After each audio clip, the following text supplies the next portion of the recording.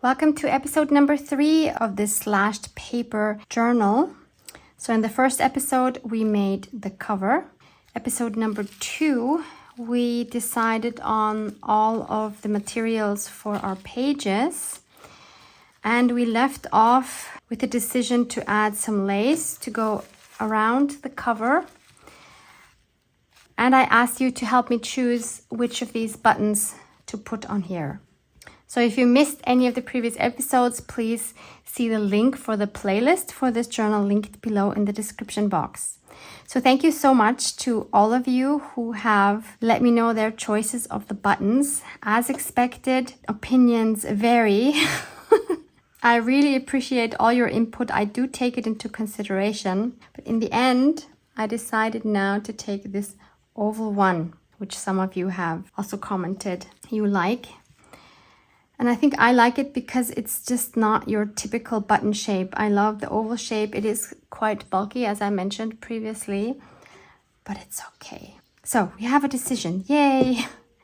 And maybe we can use some of these buttons, probably only these 2 smaller ones, for some clusters inside the journal. So first we need to glue down these strips of lace.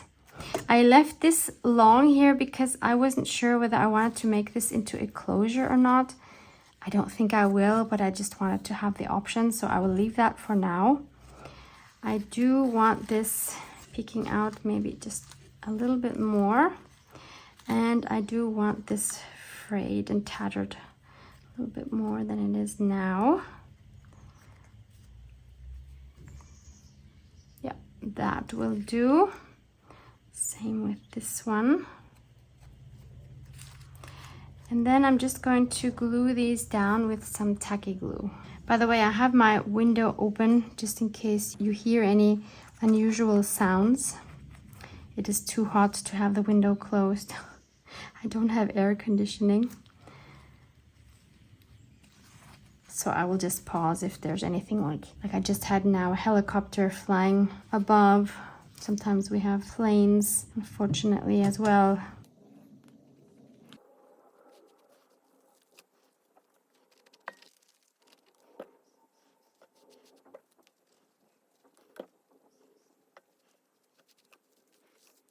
And for the button, I'm going to add some off-white twine. I'm not actually going to sew it through the cover, although, actually, why wouldn't I? Why wouldn't I? Let's do that. Changed my mind. So let's poke 2 holes with an awl. Makes it so much easier.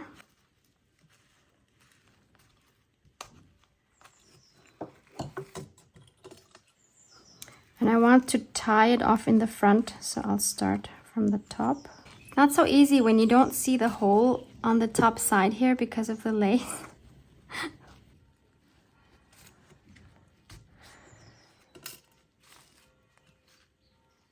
So now I'll just tie them off here.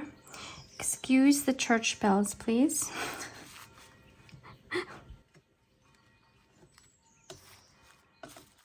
So how long or short do we cut these? Do we cut them at all? Yeah. So the next thing I have been contemplating already in the last video was whether I should make this into more than one signature. I'm so torn because since all these pages are very soft, I think it would be okay. But I also think we should check if it might be better if we split it up into 2 or 3 signatures. So let's try that. How many pages do we have?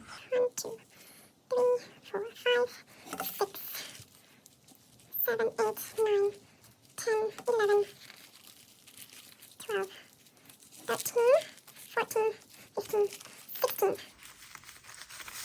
So we could do 2 signatures with 8 pages each, or we do 3, 2 of them with 5 pages and 1 of them with 6 pages also would be okay. No, I think I'll try with 2 signatures.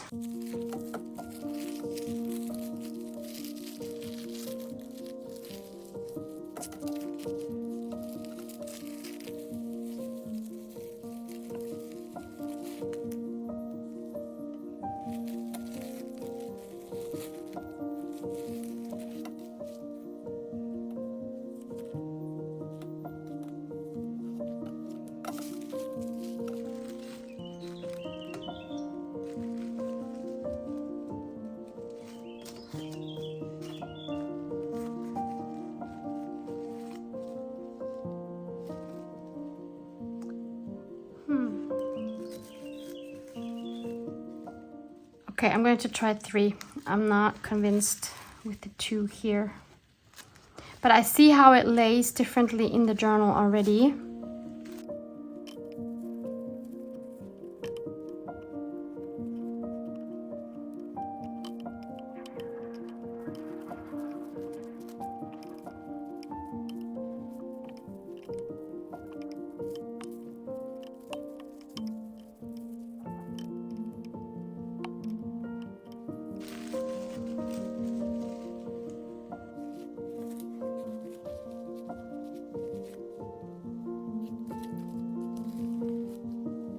Yeah, I think 3 is the way to go. It just feels like it's more evenly distributed. But I'm not going to sew these in yet because, as I mentioned in the previous video, I do want to add some focal points. And just by coincidence, as if Tina from the Digital Collage Club knew what I was going to make, she added a wedding kit to her site, which is just perfect for this journal. So this is this month's design team project for the Digital Collage Club. If you're new here, I'm excited to introduce you to this fantastic membership-based site. It's packed with an extensive array of royalty-free digital craft supplies and tutorials. By opting for either a yearly or lifetime membership, you'll instantly unlock a treasure trove of unique images and resources. Plus, new images are added every week, so you'll always have fresh inspiration. The best part, you can sell the crafts you create using these images. There are 2 membership options, a 1-year membership or a lifetime membership. With the lifetime option, a single payment grants you unlimited access to all images and tutorials forever. Check out the video description box below for discount codes on both membership types. Just so you know, using these links and codes gives me a commission, which greatly supports my small creative business.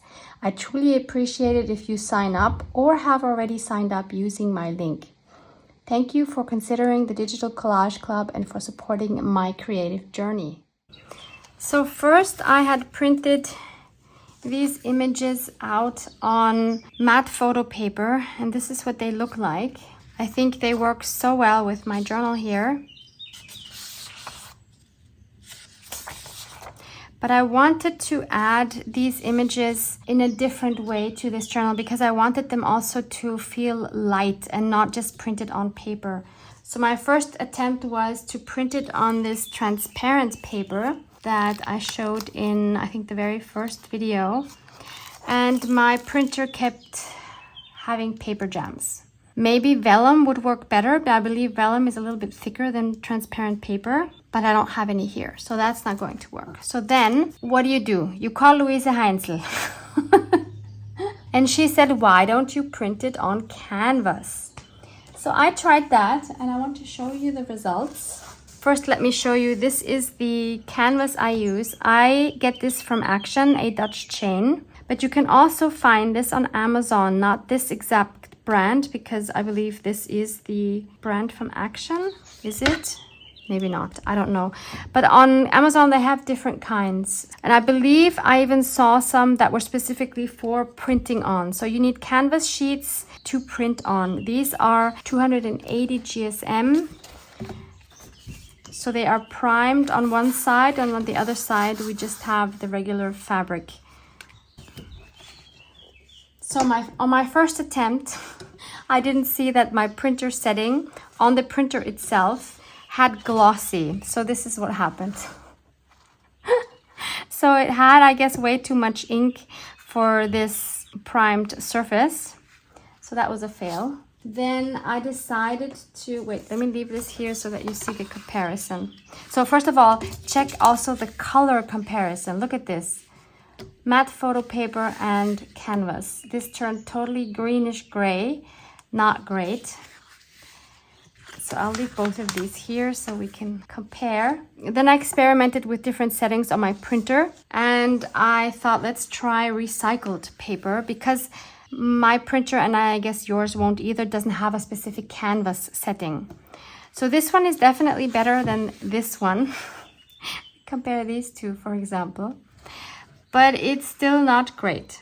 We don't really see the details very well. I'm not impressed with this print at all.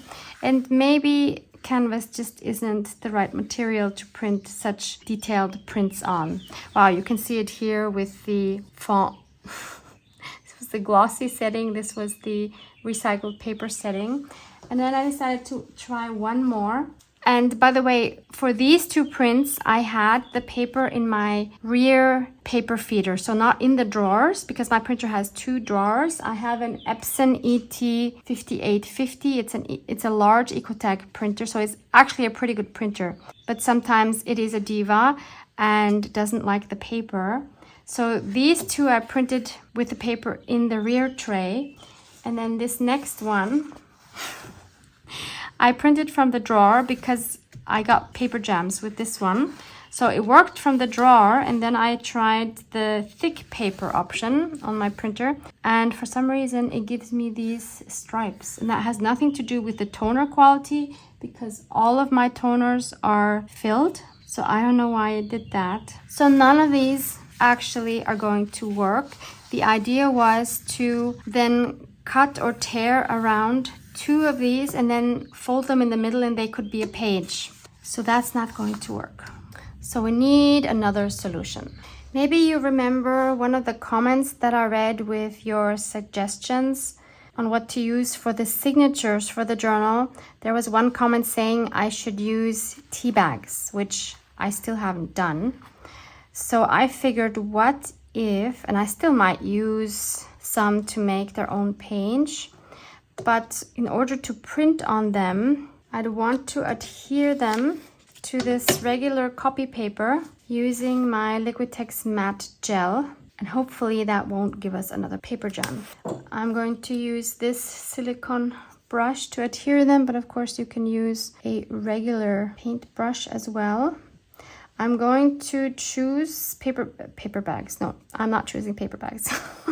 I'm choosing tea bags that have different colors. So let's add some underneath. And I think what's important here is to make sure that it's adhered really well, that we don't have any parts sticking up that are going to get lost in the printer. And I don't even mind if there's some white parts peeking through, because that could look cool as well once it's printed on. So this one maybe is not ideal because this one has some tea still on it, which for some reason I cannot get off. It's quite sticky. Yeah, and I don't want these particles in my printer, so I'm not going to use that. But this one looks very cool. Please be careful if you do this. I do not want to be responsible for you ruining your printer. I'm a bit scared to do this as well, to be honest. But I think I'm more curious than I am scared. So I really want to try this. Yeah, I'll take these bits off that are like a little bit thicker. Let's not chance it too much. I just want to make sure this is absolutely flat. So then I have this yellow one. This came obviously from a different tea. And we can just tear that because it's too wide. I'm also going to make sure that none of the tea bag pieces stick out from the edges. So I will cut that afterwards. It's a bit nerve-wracking, I have to admit. I do love the different colors. This one actually might be a bit dark to print on. Did not think about that. These are good. These are very light. I had some comments under my fairly recent video where I made the tea bag snippet roll, which is where this part here came from that we added to the cover. You know, asking me the brand of tea that I drink because you cannot find tea bags like I have. So obviously each country and continent especially is going to have different kinds of tea bags. And I do not have a particular brand. I use whatever, you know. I don't buy these particularly for crafting. And I buy whatever brand or taste suits me. I don't even think about whether it's going to work for crafting or not. So unfortunately, I cannot tell you. This is just what we find here in Austria, and I'm guessing most of Europe. Apparently in Australia and probably also New Zealand, your tea bags are very small.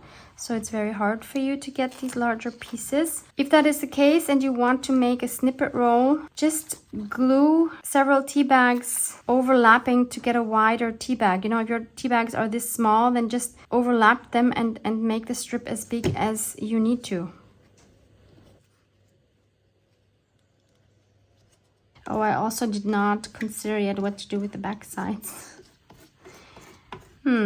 Okay, so I want one more piece down here. I can take this one.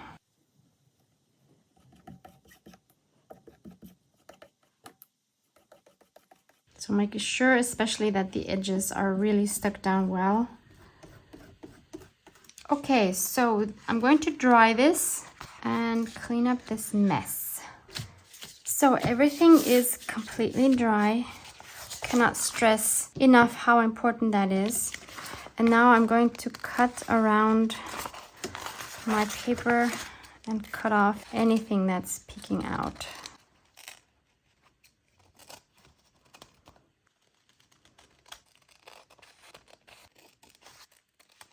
So let's try to print one of these pages. I am a bit nervous. So I've put my paper back there in the feeder.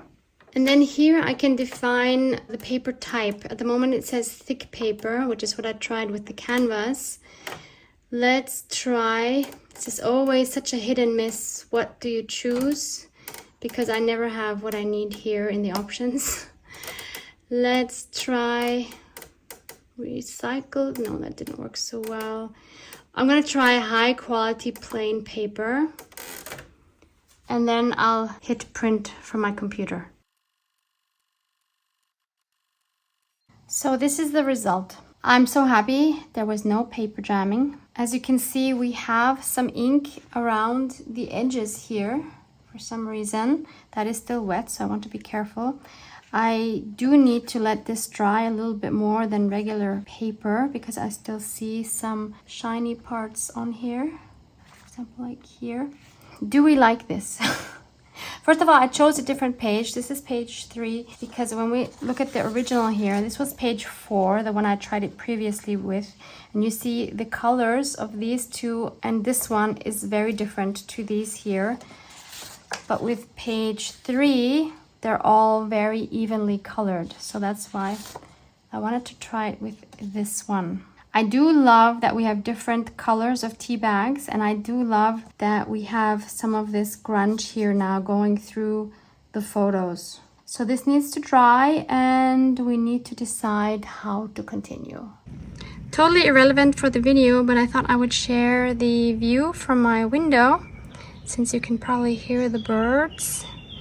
So this is the garden from our building. It's not my private garden, but I could go there, of course. It's very peaceful. At the moment I hear an airplane above again. But otherwise it is very, very peaceful and I love it. Very, very fortunate. Okay, so everything is dry now. And on the back, I have now decided to add these scraps that I have left. So this is from the sewing pattern paper. Don't want to waste that. Not sure what else I could do with it. Well, obviously I could make some of it into clusters, but I will add this. And I also have the last pieces of this beautiful Tim Holtz tissue paper. So in case you're wondering, this was this one. What is it called? It's called Melange. So the number is TH93042. So it has music and writing and butterflies. And I will also mix in some scraps here from the tea bags.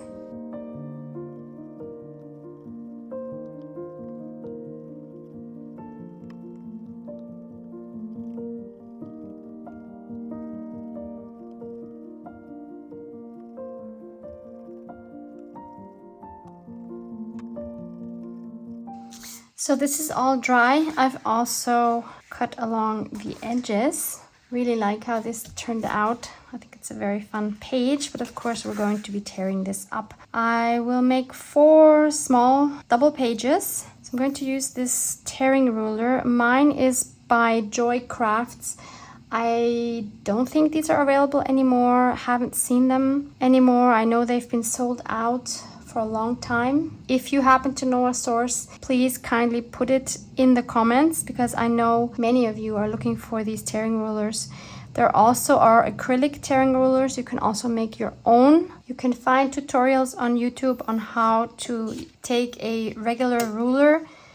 I think I've seen it both with wooden rulers and with acrylic rulers, and how to make your own. I know some of you have made your own. That is so awesome. So first I'm just tearing around the border. Then I'll tear these in half.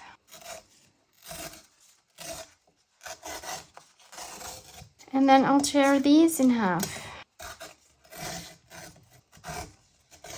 Okay, so we now have 4 double pages.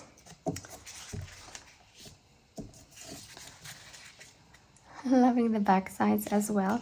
These obviously now need a little bit of inking. But before I do that, I just want to think, because maybe I don't want to add them like this.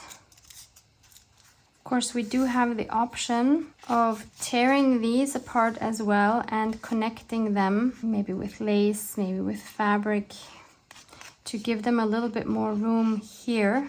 You know what I mean? Because when we take our pages, for example, if we were to put it in the front of the signature, you know what I mean? Like, I would love this image to be a little bit more centered and not stuck to the side like that. Yeah, if we were to put it in the middle of the signature, I think that would be no issue. For example, we could have it as a centerfold, then that would be fine. Maybe we'll do that for one of them. Maybe like for the middle signature. So I've torn the 3 other pages in half. I've inked around them with walnut stain on both sides. And now I'm going to join them not with lace, but with this rust dyed fabric that I showed you last time. As you can see, I added some stitching with white thread as well. Usually I would connect the pages from both sides, but since this fabric has 2 beautiful sides, I'm only going to do that on one side. And since I don't have a lot of space here, I will connect them on this side.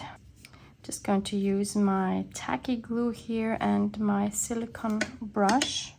Just adding some glue here on the edge, smoothing that out a little bit, and adhering my strip of fabric on the edge there.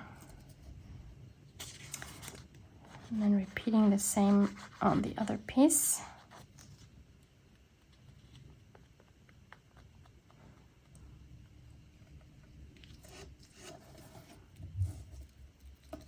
Making sure they are straight.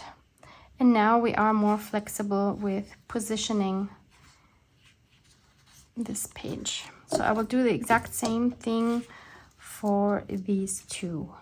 So these are our back sides finished, and this has already dried. So this is what they look like from the front. So now we have a little bit more flexibility, and you've probably seen that they are not all the same width. So for example, this one is wider than this one. I like to have a little bit of variation. And we can add a little bit more variation to these back sides. For example, with these fun Dominos, they're called Grunge, number, alphabet, Dominos, something like this. I will write the correct name down in the description box. So this is a set of 4 pages. This is the only one that has numbers. So these are what I want to add. So I'm going to tear around them, and then we'll add them to our pages.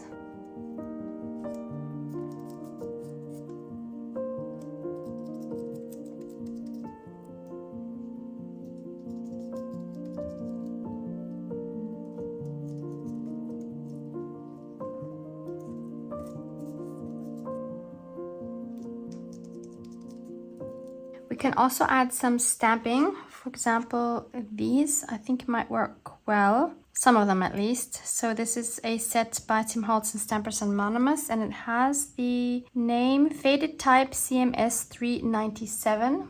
I will link this for you below. And I specifically think the two vintage, actually there's 3 vintage ones here. There's this one with the script. Let's do it in black. And let's try this one here. And finally, we'll use this one. I love how this goes right over the fabric. Doesn't that just look great? So now we can add these to our signatures. So I already have the one that we looked at before in this middle signature. Right here. Just want to make sure it's folded straight. Oh, we could add a number here as well. I can do that later. No, let's just do it now, otherwise I will forget. So what do we have left? 1 is kind of lonely. How about 5? I like the even numbers. Oh, and I also did not ink this one.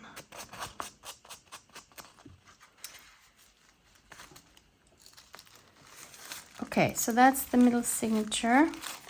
It's kind of difficult to make sure that all the papers are like centered because they keep slipping around. Slippery little buggers. And I never know if they're centered or not. Okay, so for the first signature, let's put this one, it really does not matter. Do we want it around? Let's choose one that has, yeah, this one has a wider gap there. So if we put this around, you see now this is much more central than it was before. Yeah, I think that's a nice start.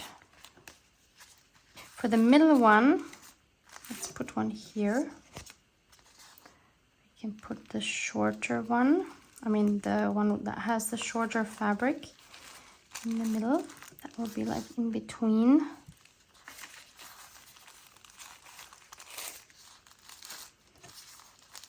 And this one will have it on the outside again.